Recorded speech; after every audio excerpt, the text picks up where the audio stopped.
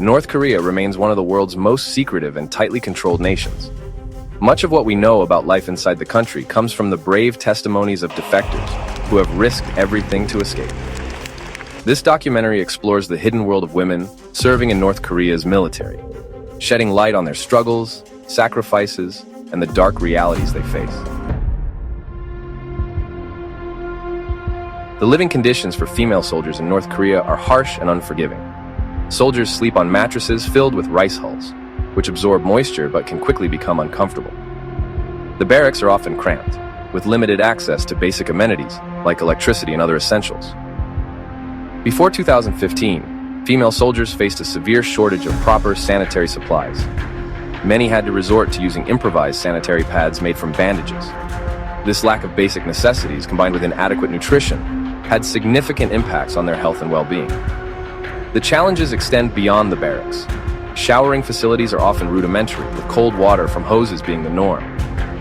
It's not uncommon for small creatures like frogs or snakes to slip through the pipes, adding to the discomfort and unsanitary conditions. These harsh living conditions reflect not only the physical hardships endured by female soldiers, but also their low priority within the military hierarchy. The lack of adequate infrastructure and basic necessities reveals a systemic neglect of women's needs within the North Korean armed forces. Female soldiers in North Korea face a grueling daily routine that combines military drills with labor-intensive tasks. Their days are filled with not only combat training but also farming, construction work, and other physically demanding jobs. Leaked footage has shown women working tirelessly in fields, clearing farmland, and hauling heavy loads of firewood or rocks on their backs. What sets the experience of female soldiers apart is the additional burden of gender-specific roles. After completing their military and labor duties, women are expected to take on domestic responsibilities that their male counterparts are not required to perform. They are often referred to as cooking pot lid drivers, reflecting their expected role in kitchen duties. Once their labor-intensive day is done, these women are responsible for preparing meals and maintaining cleanliness for the entire unit. The living quarters for female soldiers are typically shared with around 24 other women. Each soldier receives a small bunk with a set of drawers above it. It's mandatory to display photographs of the nation's leaders, traditionally Kim Il-sung and Kim Jong-il, with recent reports suggesting the addition of current leader Kim Jong-un. The introduction of mandatory military service for women marked a significant shift in North Korean policy, driven by the country's growing challenges in manpower and declining birth rates. The famine from 1994 to 1998 significantly impacted the country's population, leading to a shortage of military personnel. To fill this gap, the government began actively recruiting women. Enlistment isn't a simple process. Recruits must pass a series of physical tests and medical exams. Since 2012, an additional height requirement was introduced. Women must be at least 1.42 meters, about 4 foot 6 inches, tall, although this rule isn't always strictly enforced. There's speculation that exceptionally talented students may be able to avoid military service altogether, though this isn't officially confirmed. Before 2015, many women voluntarily joined the ranks of the North Korean military. Membership in the Korean Workers' Party was a significant incentive, offering benefits like increased rations, improved job prospects, and higher salaries. Considering the meager food rations typically available, often just a bowl of rice, cabbage soup, and salted radish, these perks were undoubtedly appealing, especially for those stationed in harsh conditions. One of the most disturbing aspects of life for some women in North Korea is the existence of so-called pleasure squads. These groups, known locally as Kipumjo, have their origins in the reign of Kim Il-sung, North Korea's founder. The practice continued under Kim Jong-il, and, after a brief disbandment following his death in 2011, was reportedly revived by Kim Jong-un in 2015. These squads are composed of women selected to perform various services for the leader and high-ranking officials.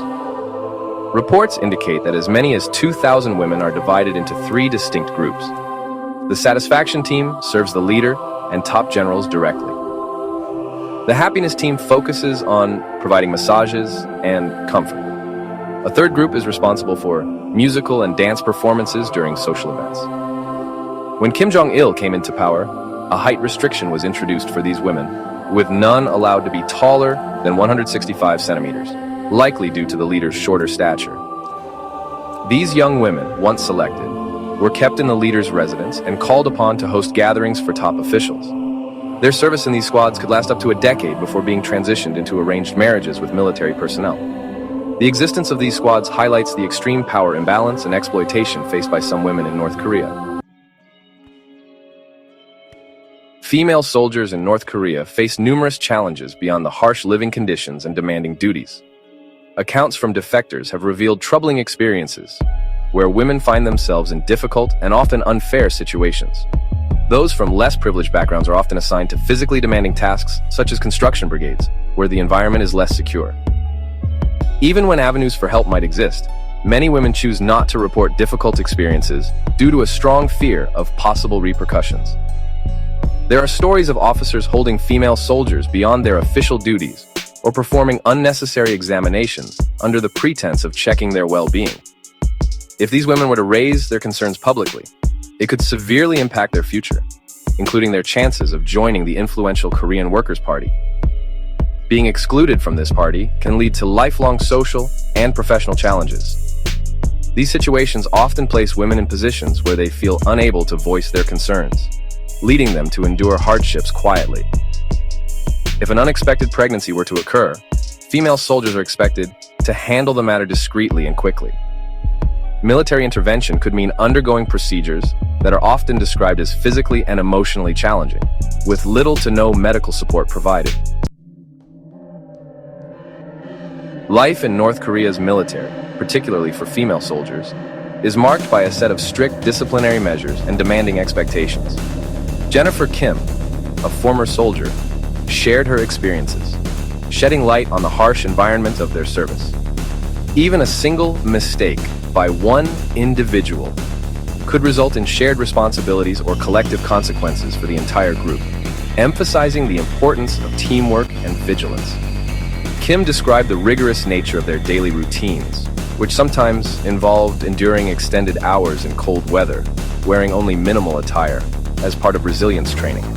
In some instances, soldiers were required to complete up to 100 laps in full gear, reflecting the emphasis on building endurance and perseverance.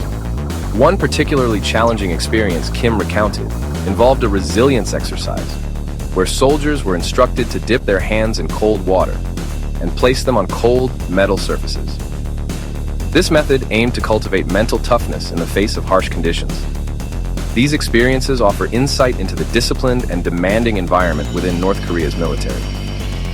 It's a place where resilience, teamwork, and dedication are continually reinforced, often through extreme measures. North Korea's propaganda machine works tirelessly to present an image of gender equality and empowerment within its military ranks. For years, North Korean films and state-run news have portrayed female soldiers marching in perfect formation, carrying out their duties alongside men, and brandishing weapons with confidence. According to a study published by the Korea Institute for National Unification in 2022, nearly 40% of North Korea's armed forces consist of women. On the surface, this statistic seems to support the image of equality that the regime likes to present. However, reports from defectors tell a much darker story, one where female soldiers endure severe hardships and discrimination. The regime's portrayal of female soldiers serves a dual purpose. Externally, it aims to convince the international audience that North Korea is a progressive society that values and empowers its women. Internally, it works to instill a sense of unity and patriotism among its own people, feeding them an idealized version of reality that's far from the truth. This carefully constructed illusion masks the harsh realities faced by women in uniform. By controlling this narrative, the regime maintains its grip on both its citizens and the world's perception. However, the stark contrast between the propaganda and the actual experiences of female soldiers reveals the depth of the regime's deception and the true nature of gender inequality in North Korea. When female soldiers in North Korea complete their mandatory military service, they often face another reality that many outside the country may not be aware of. State-arranged marriages. The partners chosen for them are usually men seen as politically loyal, or those whom the state believes need a spouse. This practice isn't merely a personal matter, but a reflection of North Korea's rigid control over its citizens, particularly women. These state-managed marriages are presented as a social duty, reinforcing both loyalty to the regime and the larger patriarchal values deeply embedded in North Korean society. Women, even after serving in the military, are expected to fulfill roles that align with the state's authoritarian framework. The contrast between these state-arranged marriages and the portrayal of empowered female soldiers raises a critical question. Why does the regime insist on painting an image of gender equality while imposing such strict controls over the personal lives of these women? In North Korea, career choices are far from personal decisions. The government decides where citizens will work, assigning jobs based on what the state prioritizes. This rigid job allocation system is strictly controlled to maintain what the government calls efficient resource management. Authorities assess each sector's labor needs and then assign citizens to jobs accordingly. Refusing these assignments can lead to harsh consequences. This system deeply affects the mindset of North Korea's youth, most of whom grow up knowing that pursuing their own dreams is not an option. They are taught to accept what's assigned to them with no chance to chase their passions or ambitions. This rigid system has led to a stagnant economy, lacking the innovative spirit and dynamic workforce essential for sustainable development. When people aren't allowed to explore their full potential, the country's progress naturally takes a hit. However, despite these harsh conditions, North Korean women have shown remarkable resilience and adaptability. They often become the primary breadwinners of their families, navigating a challenging environment with determination. It's a testament to their strength, even in a system that gives them so little control over their own lives. Beauty standards in North Korea are deeply influenced by the government's conservative ideologies. The types of nail polish or skincare products women use are closely monitored by the authorities. Since the end of World War II, wearing makeup has been discouraged due to the country's political and cultural rift with South Korea. This restriction has created a challenging environment for North Korean women, who, despite limited global fashion exposure, still desire cosmetics. This yearning has led to a growing underground market for smuggled beauty products. In response, the North Korean government established a state-owned cosmetics company to maintain control over this aspect of women's lives as well. The lives of women in North Korea's military reveal a stark contrast between propaganda and reality. While the regime portrays an image of empowerment and equality, the truth is far more complex and often tragic. From harsh living conditions and demanding duties to exploitation and lack of personal freedom, these women face numerous challenges. Their resilience in the face of such adversity is remarkable, yet it also highlights the urgent need for change. As we conclude this documentary, we're left with a deeper understanding of the sacrifices made by these women and the true nature of life under North Korea's totalitarian regime. The stories of these female soldiers serve as a powerful reminder of the importance of human rights and personal freedom. They challenge us to look beyond propaganda and seek the truth, no matter how uncomfortable it may be.